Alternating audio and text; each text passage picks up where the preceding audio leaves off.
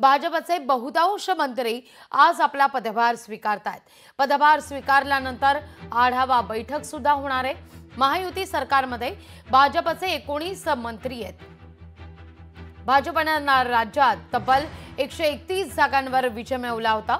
गिरीश महाजन, चंद्रकांत पाटील, पंकजा मुंडे, राधाकृष्ण विखे पाटील, चंद्रशेखर बावनकुळे, मंगलप्रभात लोढा, आशीष शेलार, जयकुमार रावल, नितेश राणे, शिवेंद्र सिंग भोसले, पंकज भोईर, गणेश नाईक, मेघना बोर्डीकर, माधुरी मिसाळ, अतुल सावे, संजय सावकारे, आकाश फुंडकर, अशोक उईके, जयकुमार गोरे यांनी मंत्रिपदाची शपथ घेतली आहे।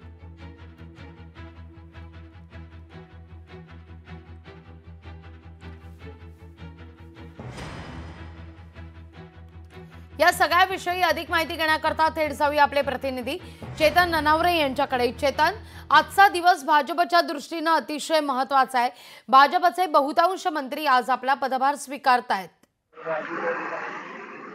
निश्चितच लागले एकंदरीत आज आणि उद्या या 2 दिवसांमध्ये बहुतांश मंत्र्यांनी पदभार स्वीकारण्याची शक्यता आहे। कारण सध्या जर पाहिलं तर आढावा बैठका सह्याद्री अतिगृहापासून प्रत्येक मतदारसंघामध्ये मंत्री घेताना पाहायला मिळत आहेत। म्हणजे स्वतः चंद्रशेखर बावनकुळे असतील, त्यांनी महसूल संदर्भात आदेश दिले। बदल्यांमध्ये कुठलीही आता वशिलाबाजी चालणार नाही। तर दुसरीकडे आज उजनी धरणातून पाणी सोडण्याचा निर्णय आहे तो राधाकृष्ण विखे पाटील यांनी त्यांच्या मतदारसंघातून घेतलेला होता। तिसरीकडे जलसंपदा विभागामार्फत गिरीश महाजन यांनी तब्बल 4000 शेततळ्यांचं टार्गेट आहे ते प्रशासनामधून दिलेलं होतं।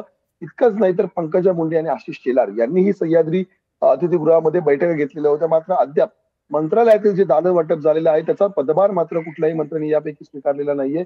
संजय सावकारे यांनी पदभार स्वीकारला, मात्र त्यावेळी पूजा घातल्याचे फोटो काही व्हायरल झाले आहेत। त्यामुळे बहुतांश भाजपच्या मंत्र्यांकडून आता विधिवत पूजा केल्यानंतरच मंत्रालयातील दानाचा ताबा घेतला जाईल अशी माहिती समोर येते। आणि काही मंत्री आहेत जे प्रथमच मंत्रालयामध्ये मंत्री म्हणून प्रवेश करणार आहेत आणि त्यांच्याकडूनही आता दालनाची डागडुजी करत पूजा केल्यानंतरच पदभार स्वीकारला जाईल अशी माहिती समोर येते। लागली निश्चित चेतन, तुर्तास धन्यवाद तुम्ही दिलेल्या एकूणच सविस्तर माहिती करता।